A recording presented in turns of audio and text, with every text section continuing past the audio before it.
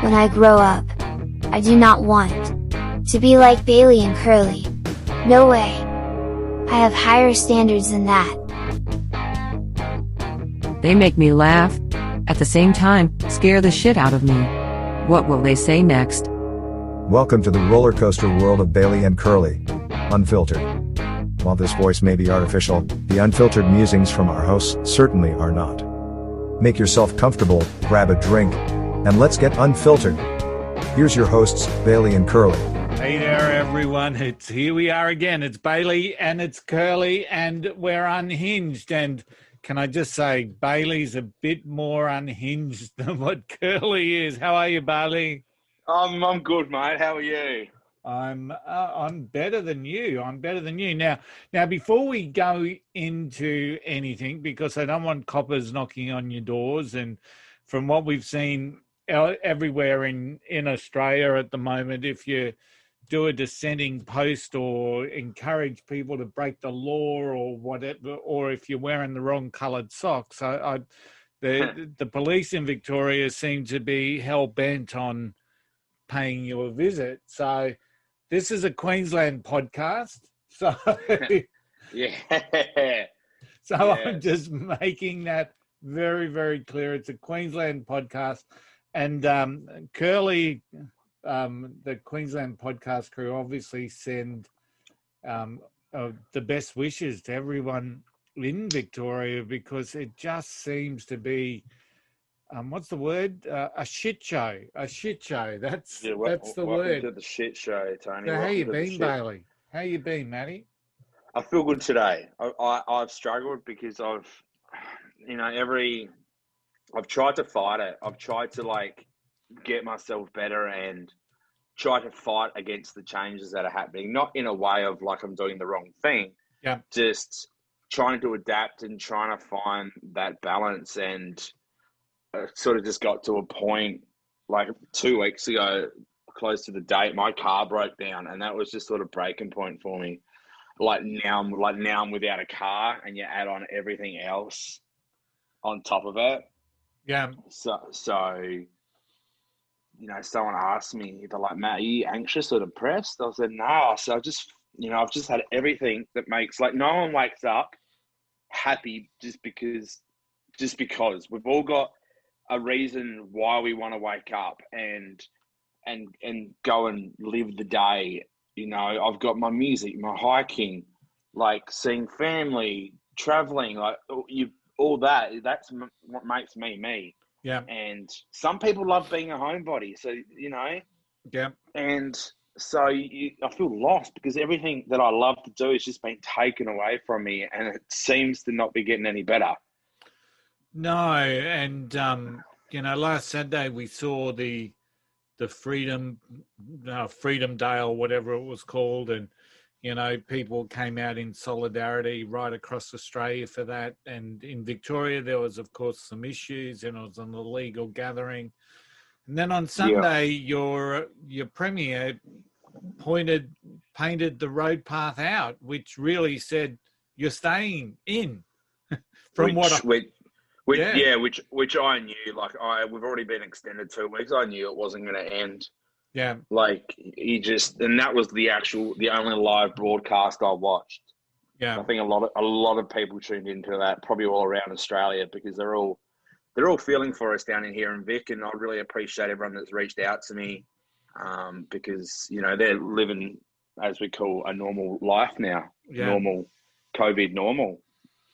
Yeah, well, it's still a little bit more, I guess, normal up here. It's still a bit frustrating in many places. Went out for dinner last Saturday night, and I won't mention the restaurant, but there was, if there was a COVID-safe plan for that particular place, they certainly weren't doing it. And there was no, we're now used to signing into places when you go. So, and this place didn't. So, and I'm not sure why. And at the end of the day, that particular business has lost some of my respect, because, they're not doing what they should be doing as part of this whole thing of we're all in it together. Because as we know, we're not all in it together. And Nah, and I've seen the perfect saying the other day. People need to stop saying we're in the same boat. We're in the same storm, but we're all in a different boat. yeah, yeah. You know. And if you're Tom Hanks, Tom Hanks Yeah. flew into Queensland today. You're in a different boat to the pregnant lady in Lismore that tried to come into Queensland or had Yeah. that issue. Yeah, I mean, it's just, yeah, there's heaps of boats. Now, prior to starting the recording today, Matt, you made mention that you're actually caring about politics. What's the deal? Oh, like I said, I've never cared, but now seeing how Victoria is and how different states are handling it, even your premier, isn't she a lovely woman? You know, it just broke my heart that this woman there was a woman that got denied into Queensland for her own father's funeral. Yeah, she was from Canberra, where they have 0 cases. Zero for 60 days.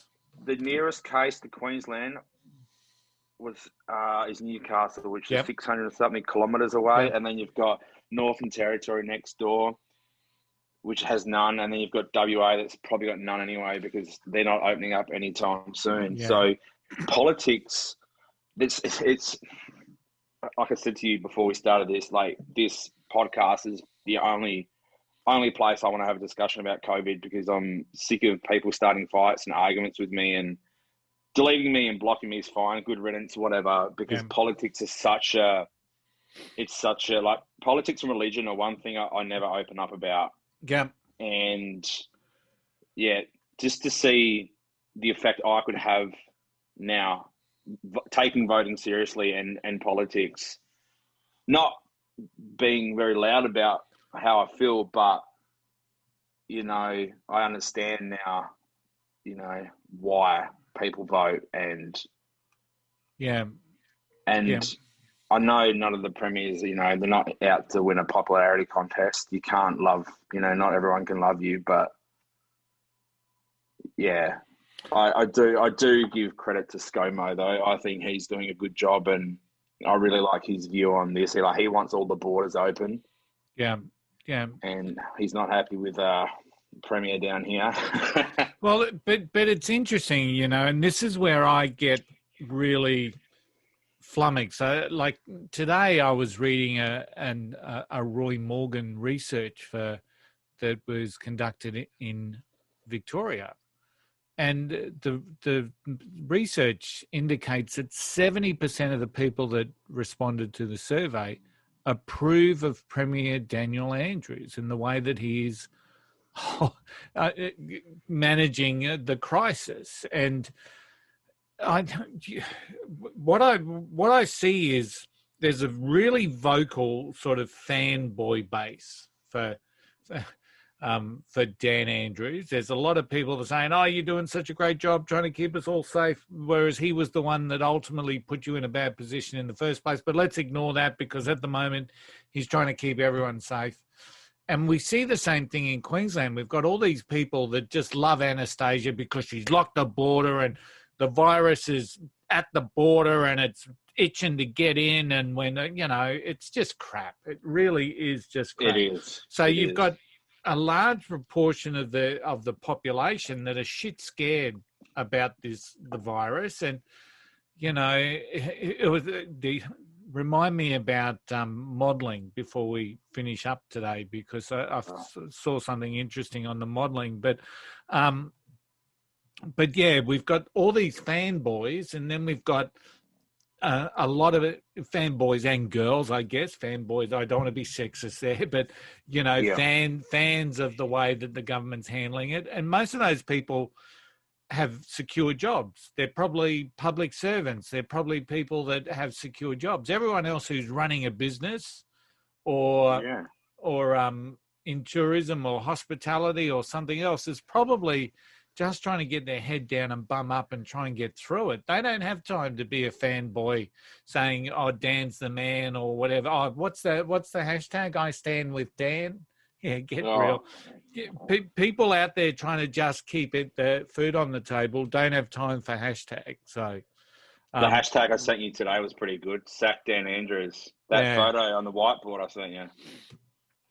Yeah, it's we've got our state election coming up in October, and I think a lot of the states doing that's why all the premiers are like, they want to do all the good thing by the people so they stay re-elected. well, in my local area, we've got the worst politician that's in Australia, a guy called Don Brown, and he's toxic. He doesn't work with feds. He doesn't work with locals. He's just a union bully boy in so many respects.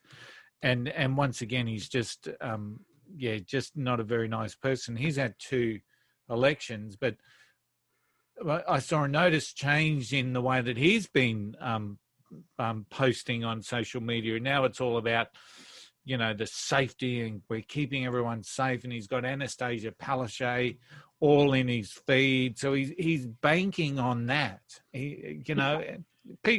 People say it's not political. It's fucking political. It's very political. That's like our state of emergency, got extended, and you could tell it was gonna. I thought it wasn't gonna get passed, but then that lady that was on mat leave from the Greens, she came back and she passed the vote, but you could just tell because the way it was being pushed out from the media, what state of emergency means, was sort of calming people down because everyone thought it was lockdown, which we're still in lockdown. We're not ending on Sunday.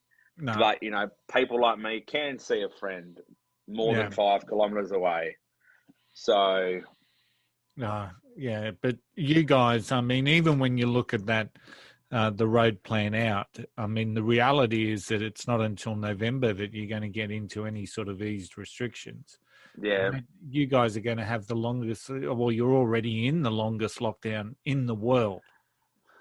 Yeah, Scott Morrison wasn't happy with that roadmap. He said, hopefully that's the worst case scenario. Yeah, well, it's crap. It's crap. It is crap. And I'll bring this up now that I talked my way out of a COVID fine yesterday. Yeah, but tell me what happened there. So with my car breaking down 2 weeks ago, I had to obviously get a new car. I picked the car up today, actually. So it's been busy. So I hate using the word busy. It's been a big day. Yeah. But yeah, picked up my car today and it was over near the airport. So as soon as my car broke down, I've had to go to work. So I hired a car, which got expensive. So yesterday I went, as soon as they told me I could pick up the car, I drove out there just to find out where it was. Went and got some lunch, sat at the airport in my car, bucket of chips, 2 tacos down. I was on my burrito, and next thing a car pulls up, 3 cops get out. And I was like, oh no, I'm more than 5 kilometres from home. But I've said to people and myself, if I ever got myself in this situation, I'm not going to argue with them. I'm going to tell them truth because, it's the people that argue with them that I reckon the ones getting the fines. Yeah. Like if you refuse to put on your mask, just put on your mask. Yeah. So, no, I told them exactly what I was doing. I said, look, my car's broken down. I'm in a rental. I'm picking up my car tomorrow. I just want to find out where I'm going. Grab some lunch. He knew exactly where I, got lunch. And... yeah, they got my license, ran it through. I told them what I did for work. I was a flight attendant. He's like, "You're an ASIC holder." I said, "Yes, I am. I don't have it on me." And we got talking about work, and they were super friendly. And then when she ran my license, me getting arrested came up, and he came back over. He's like, "Oh, you've got a bit of history, do you?" I said, "Yeah." When I was 18, he's like, "Oh," he had a bit of a laugh and said the things we do when we're younger, you never think they're going to affect us when we're older. Yeah. And, that was it. They said, go home. Because straight away I was like, do you guys want me to leave? And they're like, no, finish your lunch. By the way, Saints just kicked their first goal. It was the first goal of the game. So, yeah, that was it. They didn't give me a fine. They obviously probably put it on my thing. So they were very friendly and they were nice. And I, thanked them and said, have a good day. And that's it. And then I think that's a lesson to anyone out there. If you do, get caught doing the wrong thing or whatever, just don't be an ass to the cops. Yeah. They've got a job to do. And, I would hate to do their job. Yeah, I mean, and in all honesty, they're probably hating what they've got to do now. Oh, for sure, Yeah. 100%. You know, I'm pretty confident that those guys that arrested the pregnant lady in, was it Bendigo or Ballarat? Ballarat. Yeah, See, they would have hated that, and then to yeah, be filmed as well. It's just, yeah. So they're coming across as the pricks, yeah, whereas really it's, they're just taking orders from upstairs. yep, they're being told.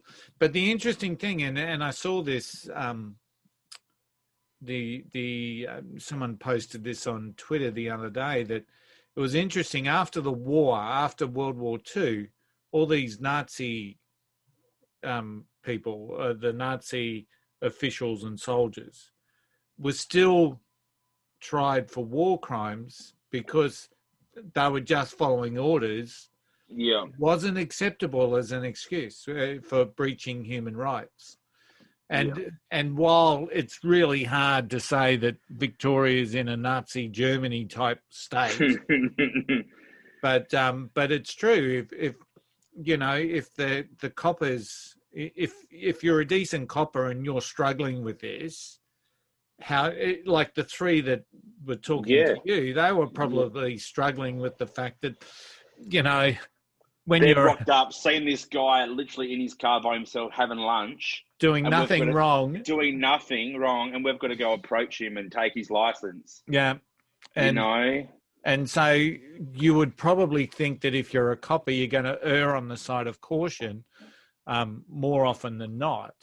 But then again, you saw what happened at things like the Freedom Day rally or whatever you want to call it, and they had that RV Yemena guy from Rebel News who was arrested and thrown to the ground, and then we saw the pregnant lady Zoe getting arrested in her own home, and then that went very viral. But there was a soldier as well. I don't know this guy's name, but he posted on Facebook the day that Zoe got arrested. He posted on Facebook and said, I'm not encouraging anyone to go to the Freedom Day March. I'm letting you know that I'll be there. And then that night, the coppers come and bang break his door down. It's just, it's like you're living in a movie, you guys. It is. It's like, because like when you leave home, like today, I had to turn around at the roundabout because I forgot my mask. Yeah. Like, you know, it is like a movie, like everything's shut. And it's one of those things that people say we haven't been through this before because, well, it's a world thing. It's not just like when it was the bushfires in Australia, it was like, yeah, okay, it's happening in my country, but like it wasn't happening in New Zealand. Yeah. You know, sort of thing. And you sort of don't believe it. But, you know, if I went to America tomorrow, it'd be, oh, COVID's still here. Like it's, you know, it is everywhere. And but America, to their credit or their failing, depending on which side of the divide you're on, are actually pretty much back into business. I mean, they're a long way away, but, you know, I've been watching a couple of YouTubes. You know, they do those fourth really high def walk arounds. yeah. There's a couple of people that I follow because I actually like seeing stuff where I've been. And how is that another goal? Okay, Another goal for the Saints. Tim Memories just kicked the goal. Yeah. So it was interesting because you're still seeing places like Greenpoint and Williamsburg in Brooklyn, still very much focused around it. It's still life. There's still people. There's still shops open. Yes, they're wearing masks, but they're trying to get back with life, you know. And you know, it's just I don't know what the answer is, but at the moment we're trying to contain the beast called the virus, and then we're letting all the wolves in the door with unemployment and business. I mean, this is going to take decades to unravel this. Like, thing. yeah, and we like a buddy of mine rang me from LA last night, And he was telling me, yeah, it's pretty much normal over there in California. I think he said a lot of California have shut down, and the rest of the country's fine, but a lot of it's still open in California as Yeah. well. Like he rang me. It was 5 o'clock in the morning over there. He was on the way to the gym. So if gyms are open, that's one more thing that's open than here. Yeah. And we got talking politics, and we got talking about Trump, and Trump's created like 2 million jobs during COVID. Yeah. So I applaud him for that. And we're over here killing our economy. Yeah.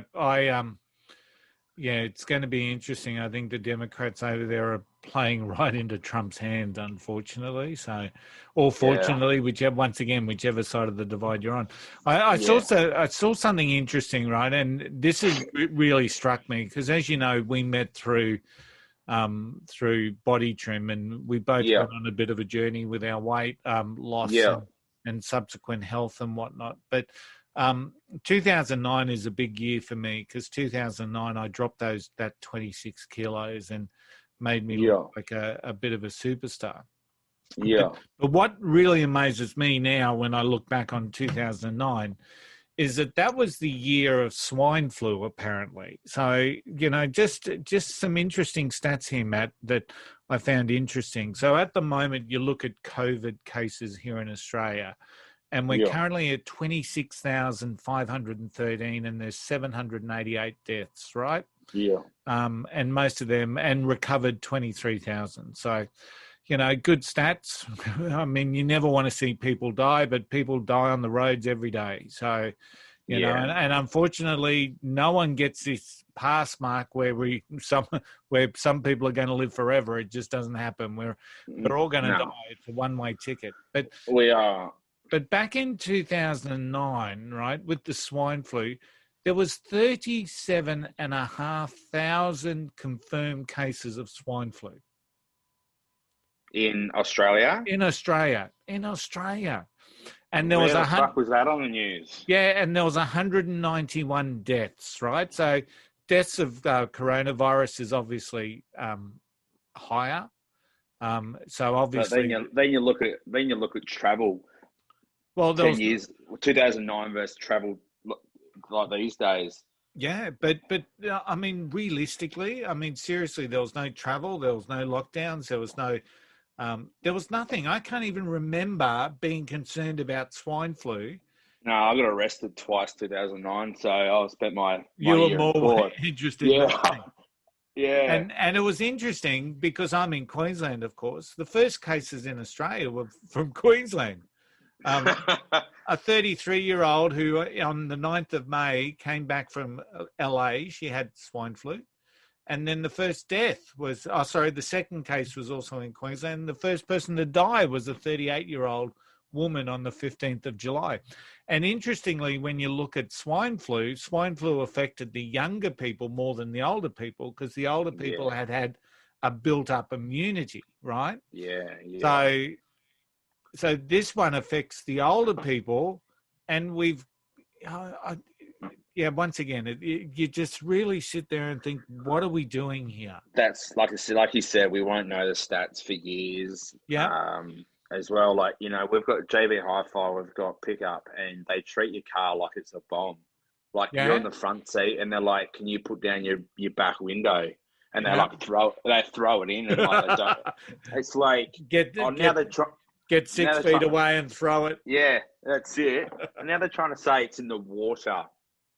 Yeah, I saw that there was some down at Apollo Bay. They've found it in the sewerage, and which is indicating that someone in that community has had corona, or because that was also evidenced up here in the Whit Sundays. And I'm thinking, geez, this virus is smart, New Zealand tried to blame it on the freight coming in, their first lot of cases. Oh, it must be on freight. So it's almost like every couple of days they've got to think, how do we keep people on edge just that little bit more?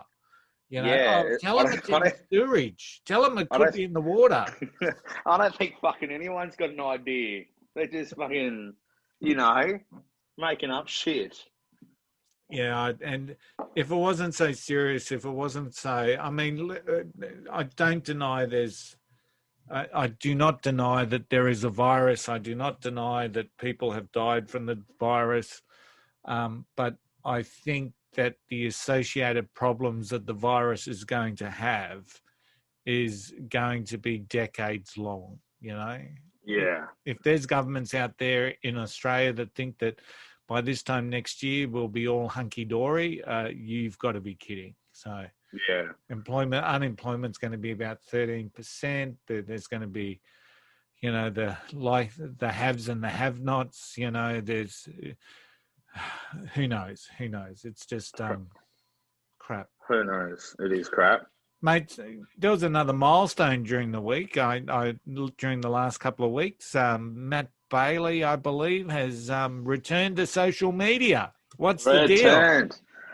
I thought it was time. Yeah. It's been about 3 months, and it was good. I was welcome back with love, and it's good. It's good to be back, and you know, because it was just COVID and Black Lives Matter, and it's still a little bit of that, but it's good to be back. Yeah, it is. It's it's good, and today is Are You OK Day as well. And that felt a bit strange for you today. You're an ambassador for Are You OK Day? I am. I felt just so proud. Yeah. Obviously it's a touchy subject for me. Well, not touchy, emotional, but I was just so proud because everyone, I feel like every year it's getting bigger and bigger. Yeah. And we're spreading the word more and more. Like the F45 in Hobart, you know, they put out a post to wear yellow, and I've seen their stories today, and there was guys in a yellow tutu, yellow. Yeah. It was just really good to see that yellow. And you can tell each year it's getting bigger and bigger. And I've been at one of the events, 2018, was it? 2017, I can't remember. Maybe 2018 in Sydney. It was great. It was awesome. There was just so many people. It's actually a really fun day. Yeah. You know, even though what it's about, it's really good. And I love the yellow, and no one can see this, but you'll be able to see the Are You OK I can. I'm wearing. Are You OK? Yeah. And what I liked about it, Matt, is that this year they decided to, I don't know whether it was by hook or crook, but they started to say what happens with the conversation after someone says, no, they're not okay. Yeah. And as you know, we've talked about that before in the past, where I thought, you know, that could create more dramas than just asking someone if they're okay. If someone actually says, no, I'm not, and, you know, they were brushed off or made light of or just said the wrong thing. But I thought that was a real evolution as well, that they're now starting to talk about, well, what happens if, and how do you respond? So I thought that was a real step forward too. I really like that as well.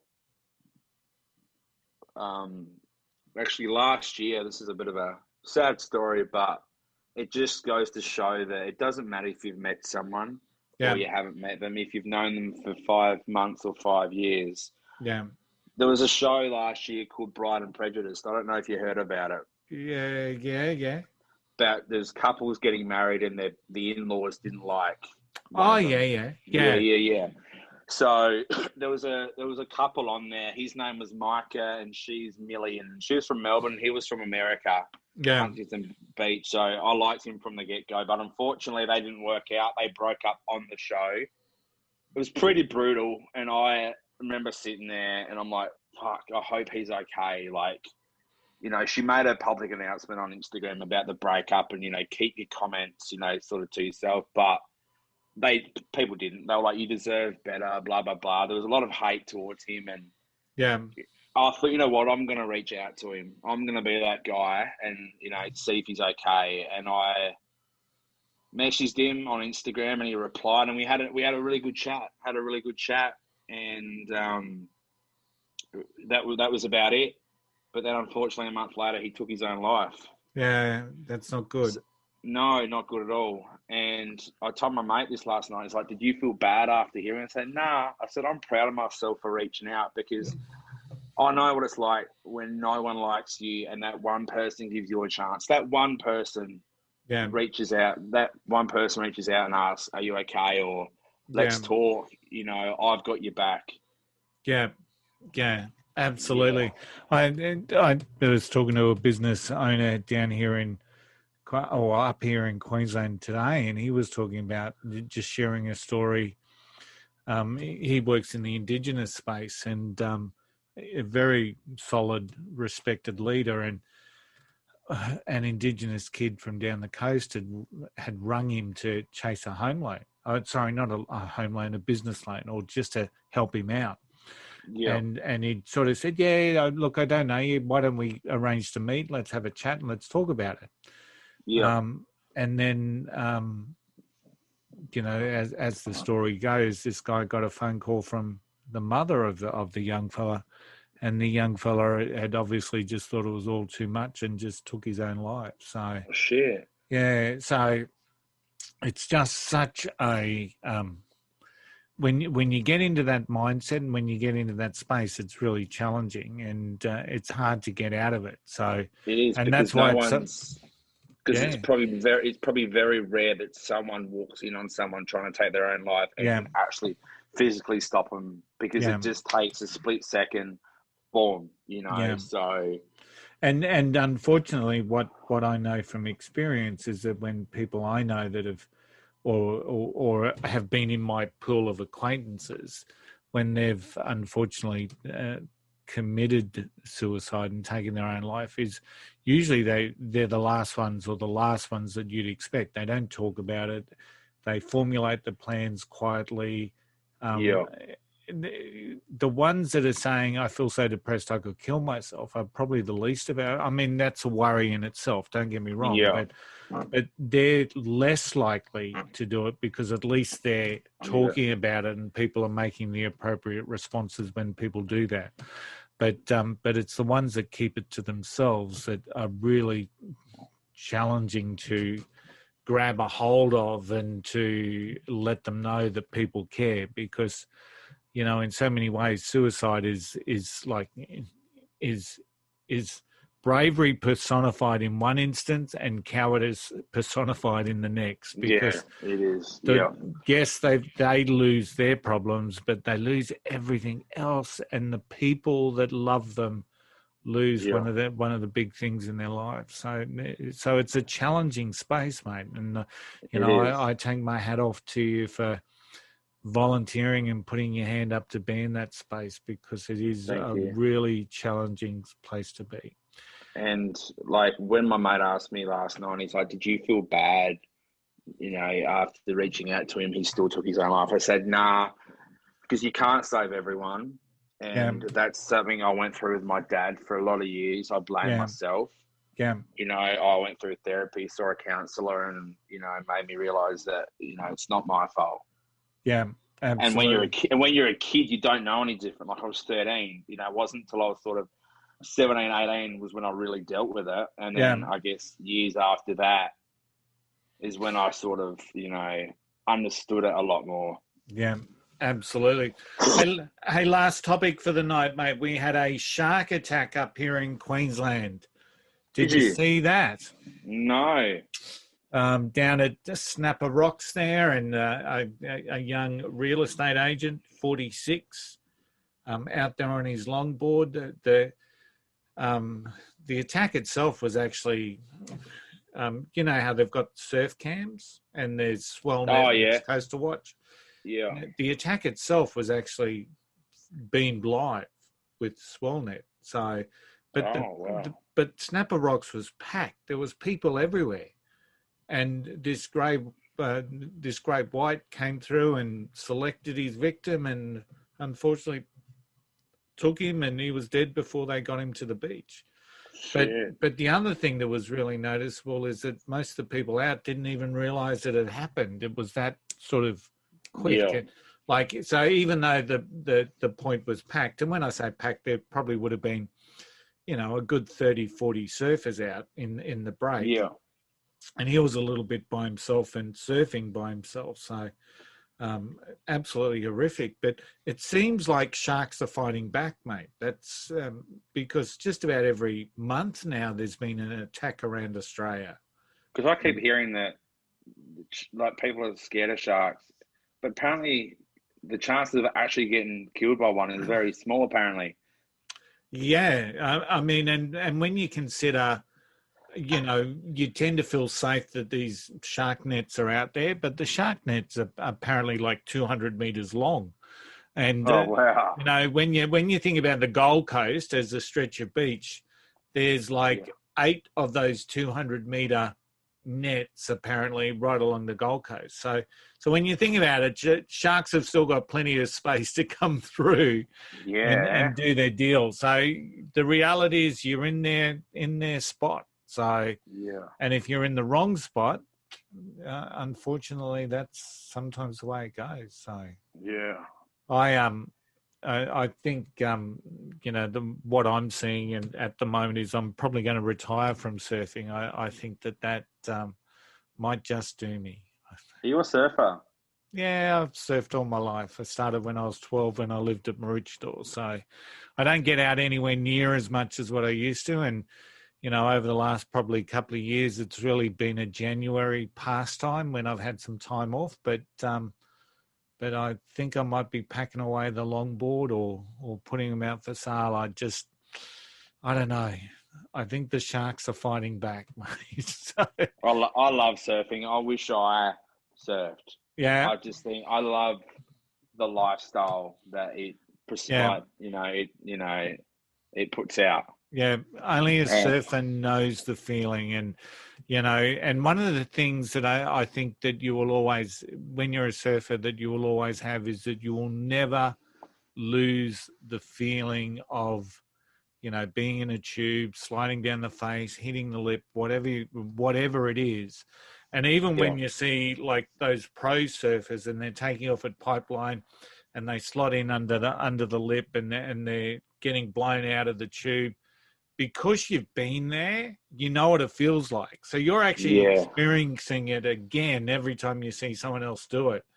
And now with, the GoPros that people have, you're in there with them. So so from your brain's perspective, I still get my surfing hit, but through some of those GoPro videos and just by watching. But I think, the body's starting to give out a little bit because it's a bit of murder on your back. But I think just the sharks are starting to fight back, my friend. So what's happening over the next couple of weeks? So it's been 2 weeks since our last podcast. What's going to happen for you in the next couple of weeks?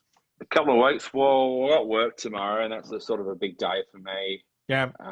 It's as a flight attendant, you have like a 6-month check. Like it's called a check.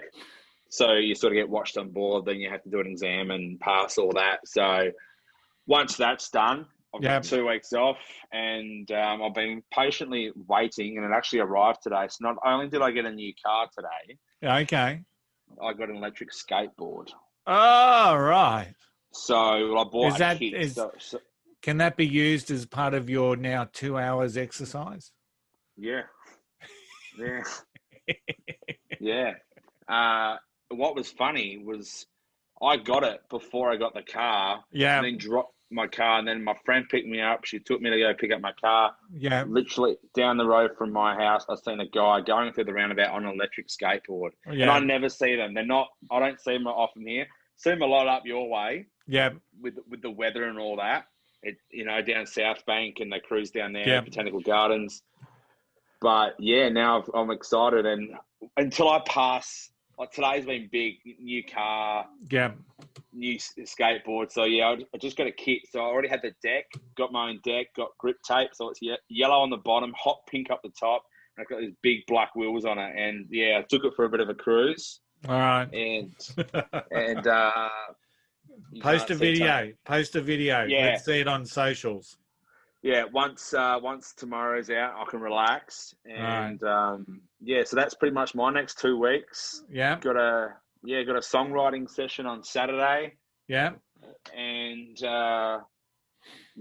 that's about it. Now I've got a car and I've got my skateboard. All right, I've got my freedom back, and maybe fingers crossed we'll get a little bit of freedom coming down your way. So, thank you. Hopefully. Too easy. As always, Matty, been a pleasure.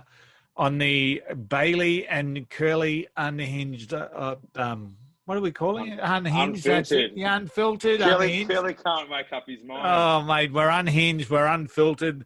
That's it. Now, if you've got any feedback, of course, just send it through. I'm actually thinking, Matt, we might do a couple of these live, shall we? And see if anyone wants to join in and join the circus that it is. Now I'm back on social media. Yeah, absolutely. So keep your eye out on an invitation to join our next podcast live. At least, you know, we do it by Zoom. You could ask questions in the chat box, or if you're good enough, we might get you on to say a word or two. So that'd be cool. All right. Have yourself a good fortnight, everyone, and of course to you, Bailey. You take care, buddy. Thanks, mate. You too. Thanks, guys.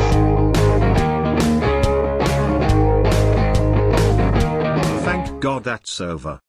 If you didn't like it, leave a review to warn others, or share it with people you want to annoy. If you did like it, I'm sorry, you cannot be helped, so you may as well leave a good review. I guess the boys will appreciate it. As Curly would say, don't be an asshole. Hopefully, I won't see you next time. Goodbye.